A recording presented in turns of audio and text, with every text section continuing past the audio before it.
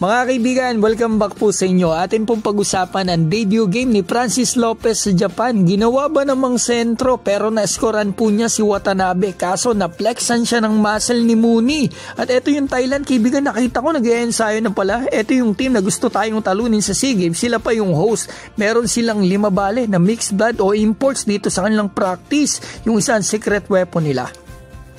Simulan muna po natin sa official debut game ni Francis Lopez ng Pilipinas dito sa Japan B-League. Mga kaibigan, kalaban pa nila. Ito, Chiba Jets. Ito, defender niya. Ito nga si Watanabe. Na-score niya, mga kaibigan. Napakagandang kaliwa dito kay Lopez. Kaso dito sa game na ito, off the bench shot, ginawa siyang pamalit doon sa sentro kay Omara sa 6'10" big man nila. Siya yung pamalit talaga. Siya nabantay dito kay Mooney, kila DJ Hug, mga 6'10". Ito, 6'10", yung isa 6'9". So eto, kita natin kadepensahan niya yung sentro ng kalaban si John Mooney. Yan, nakikita natin, mythical 5 yan ng NBL. So eto, magandang depensa sa kanya, kaso sumabit yung kamay niya dito sa net. Sayang, butataan niya sana itong si John Mooney. Sayang, mga kaibigan, hindi siya ginawang forward, hindi masyado mabang playing time niya. Pero one game doesn't define you as a player, di ba, mga kaibigan? Grabe, nag-i-English na ako ngayon, mga kaibigan. Ang ganda na tira ni Lopez doon, sayang, hindi pumasok. So ito yung mga kaibigan, debut game niya, 16 minute, 2.1 block. Yan ang field goal niya, natalo sila. Pero sabi ko nga, one game pa lang ito. Sigurado sa susunod, babawi ang ating kababayan. So ito na, mga kaibigan, pag-usapan na po natin ang Gilas Pilipinas at ang Thailand na host mismo ng SEA Games, mga kaibigan, na talagang gustong-gusto nilang talunin ng Gilas Pilipinas base doon sa mga balita sa kanila. Wala pa po silang nilalabas na official lineup para dito, pero nag-e-ensayo na pala sila. Nakita ko, mga kaibigan, sa mga players nila. Ito, mga kaibigan, ang ensayo nila kagabi at ilang araw na po pala sila nagte-training, mga kaibigan. Ito pa yung training nila nung isang araw, nakita ko sa research ko. Binisita pa sila ng president nga po ng Thailand Basketball.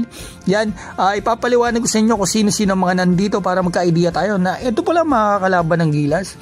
Ito, magaling yung point guard nila kasi American talaga to pero nakakalaro ng local dito. Si Frederick Lee Jones Leash o Frederick Leash. Naglalaro na yan sa kanila sa mga FIBA games nila. Talagang high scorer yan. Dito rin yung kanilang big man na forward, si Moses Morgan, yung katabi niya.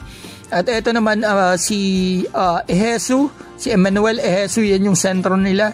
Napakabigat sigurado niya, 6'8" yan and 21 years old pa lamang. So ito ay half Indonesian. Yung unang dalawa ay mga kaibigan, mga import talaga na nakakalaro ng local. So ito, meron pa silang bago na Daydin Narbonne, Thai French, half yan, mga kaibigan, makakalaro din ng local. So ito yung panlima, yung secret weapon nila, si Diaby Ibrahim. Yan, mga kaibigan, 6'6", nilagyan ko na rin na note para maunawaan natin. 23 years old, mag-24 this year.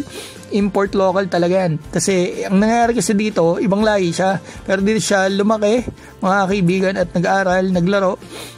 Malamang na-aprobahan na siya kasi nakaraan nakita ko po ay ito nga daw ay waiting pa sa approval ng FIBA. So mukhang na-aprobahan na, nandito na sa ensayo. Talagang may laro, mga kaibigan. Yan, nakikita naman natin yung mga highlights na masasabi ko magandang laban ito at tingin ko mas malaki tayo sa kanila, mga kaibigan. Pero mahirap pa rin i-underestimate yung mga kalaban mo, especially host pa. Kasi alam naman natin, mga kaibigan, di ba? Pero at least nagka-idea tayo na 5 pala yung halos yung parang mga import na makakalaro as local dito sa mga kalaban natin na Thailand. Magandang laban to, pero sana ilabas na nila ang written rule na ipapatupad nila dito.